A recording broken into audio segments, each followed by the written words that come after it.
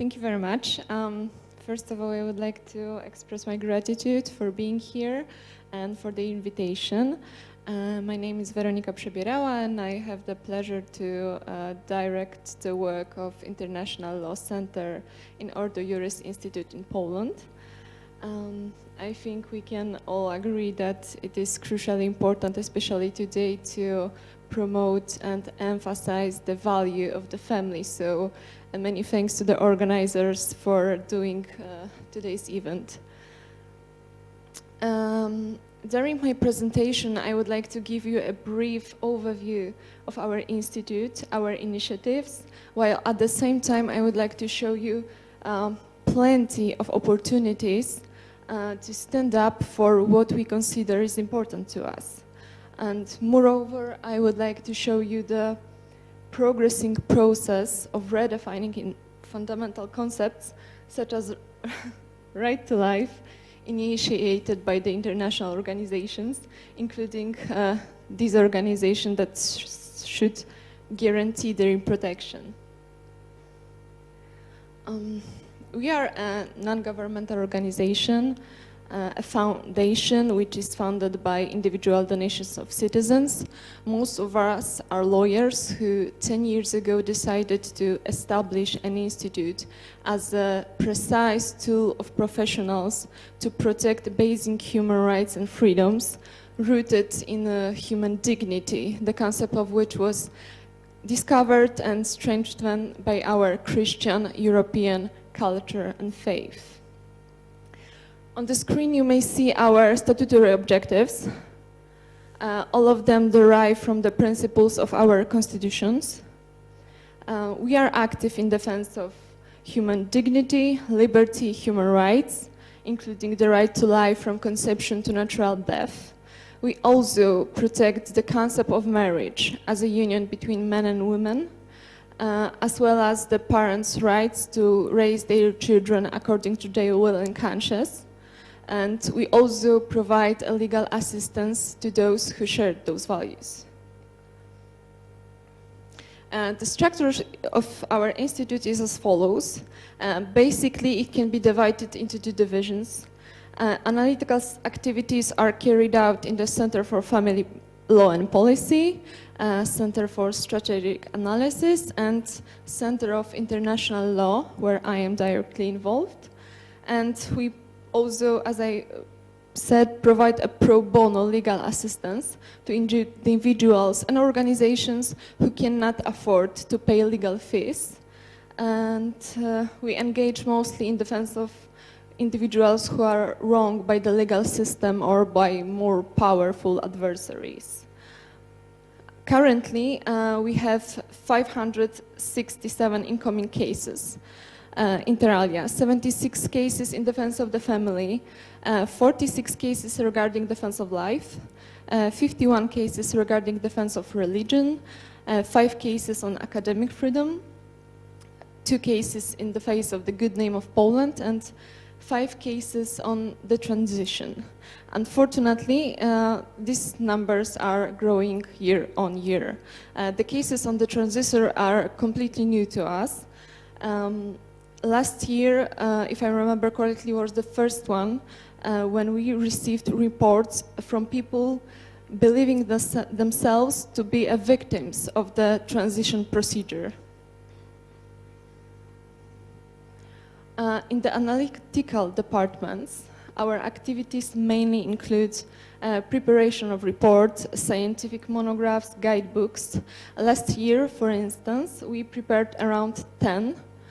A major report on pandemic restriction for the legal, medical and economic perspective, or a quite big monograph on abortion.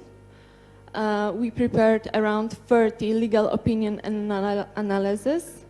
For instance, opinion on the legal aspects of euthanasia, abortion tourism or support or of LGBT demands by foreign embassies in Poland in the view of the Vienna Convention of Diplomatic Relations.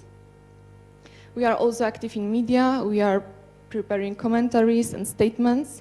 Last year it was more than 1,000 press releases quoted and more than 200 statements in media. we are actually also preparing amicus curiae opinions to the Polish Constitutional Tribunal. These are legal opinions that we submit to the courts in individual cases. The two most high-profile recent cases we have been involved is the opinion on the Istanbul Convention. We submitted a legal opinion to on the Istanbul Convention, which in our view is fundamentally incompatible with our constitution. It is the international law, act of international law, that is the only one binding, the only one, and introducing the concept of gender. And we also submitted opinion on the abortion law to our constitutional tribunal, which ruled in 2020 that eugenic abortion is against our constitution.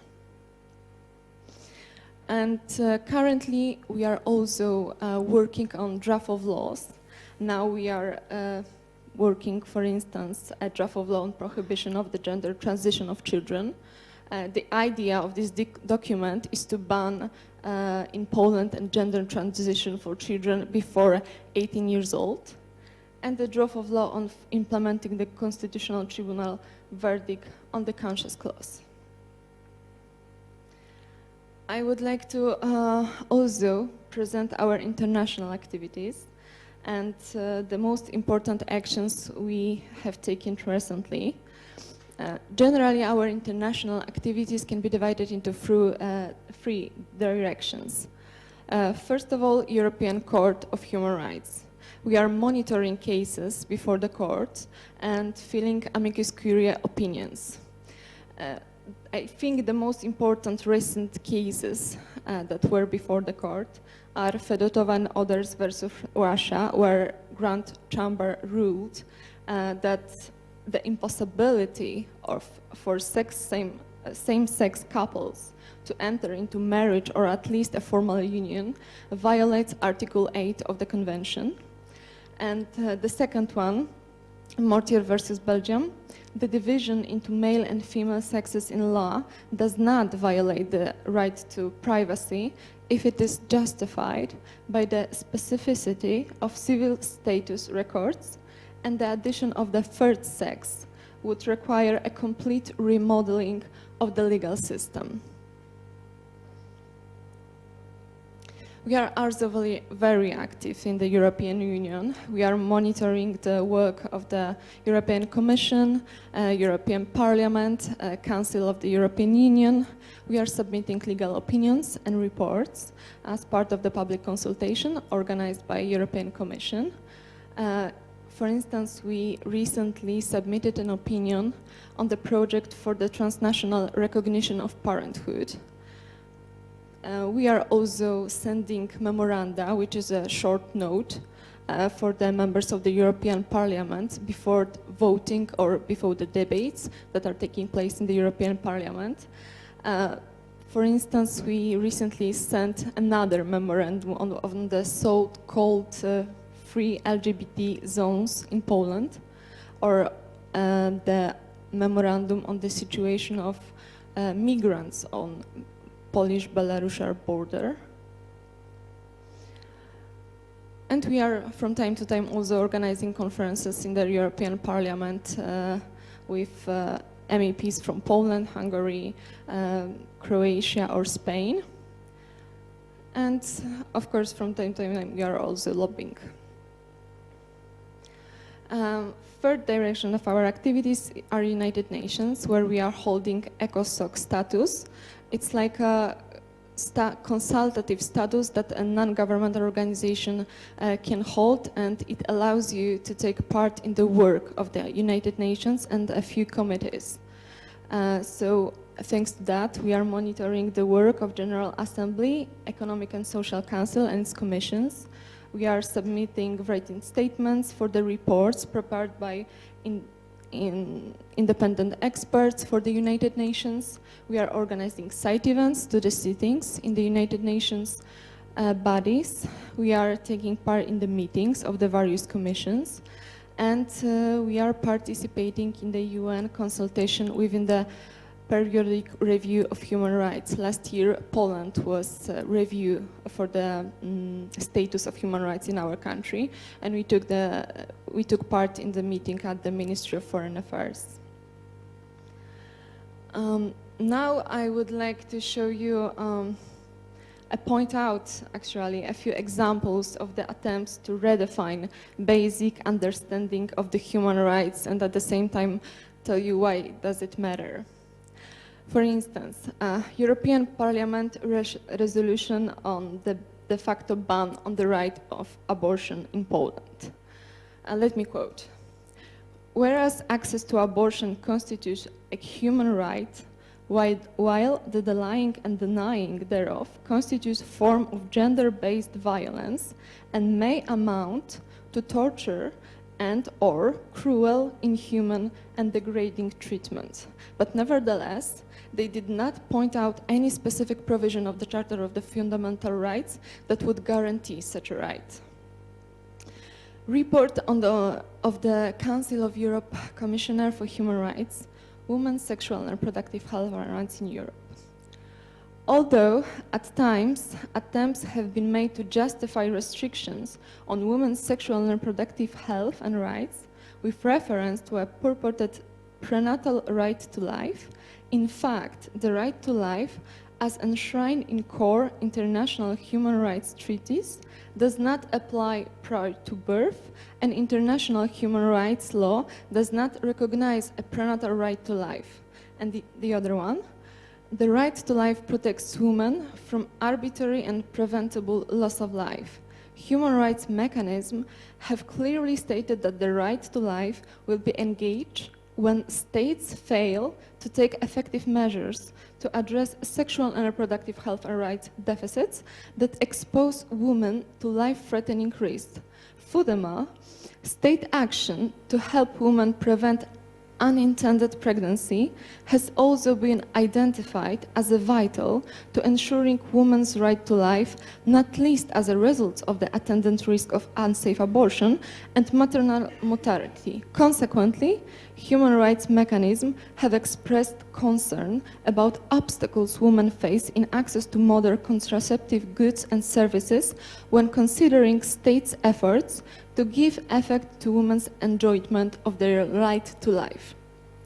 Commission for Human Rights, ladies and gentlemen. He basically recognized that the right to abortion arises from the right to life. The truth is, over past 12 years, all the persons holding the position of the commissioner proved to be in favor of widening the access to abortion, even, including the current one, commission from Bosnia. And the third one, general comment on the right to sexual and reproductive health. The right to sexual and reproductive health is also indivisible from and interdependent with other human rights. It is intimately linked to civil and political rights underpinning the physical and mental integrity of individuals and their autonomy, such as the rights to life, liberty and security of person, freedom from torture and other cruel, inhuman or degrading treatments, privacy and respect for family life, and non-discrimination and equality. For example, lack of emergency obstetric care services or denial of abortion often leads to maternal mortality and morbidity, which in turn constitutes a violation of the right to life or security, and in certain circumstances can amount to torture or cruel, inhuman or degrading treatment. I would like to also focus on the right to change sex and show you a few judgments and recommendations. First of all, judgment of the European Court for Human Rights. A transsexual person who has undergone surgery may claim to be the victim of the violation of his or her right to respect for private life contrary to Article 8 of the Convention due to the lack of legal recognition of his or her gender reassignment. Recommendation of the Committee of Ministers to Member States on measures to combat discrimination based on sexual orientation or gender identity. preconditions, including those requiring changes of a physical nature required for the legal recognition of the gender reassignment, should be regularly reviewed in order to eliminate those that are unduly severe in nature.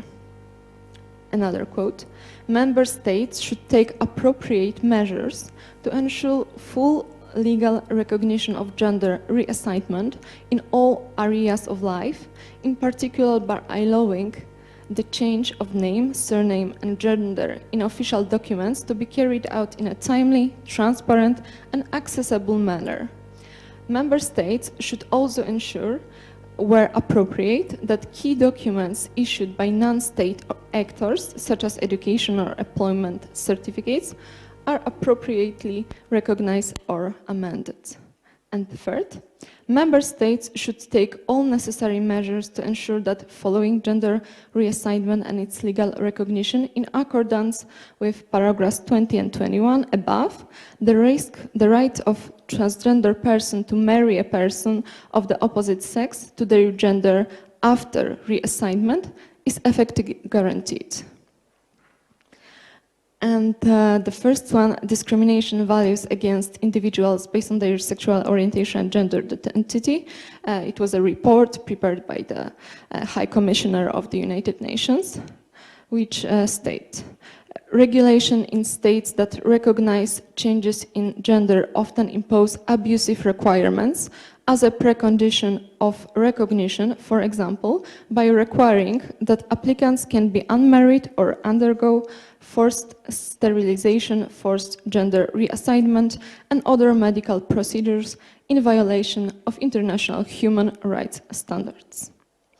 Nowadays, the creation of new human rights does not take place by formal amendment of the treaties, through their new interpretation by supernatural bodies, according to which the provision of the law change, meaning in line with the evolving views of the society. To conclude, I would like to draw your attention to the fact that although these changes have started to become particularly visible now, they began many years ago. And however, we still have many tools to counteract the redefinition of basic concepts and protect what is, I would say, most important to us. I think that no one can overlook violations of human rights and freedoms in the hope that his own right to life, dignity, freedom of expression, freedom of expression of religious belief will not be violated soon after. A violation one of this freedom is a violation of the totality of freedom because it's indivisible. And therefore those who want to promote and protect human rights and freedom must promote and protect every kind of them. Thank you very much.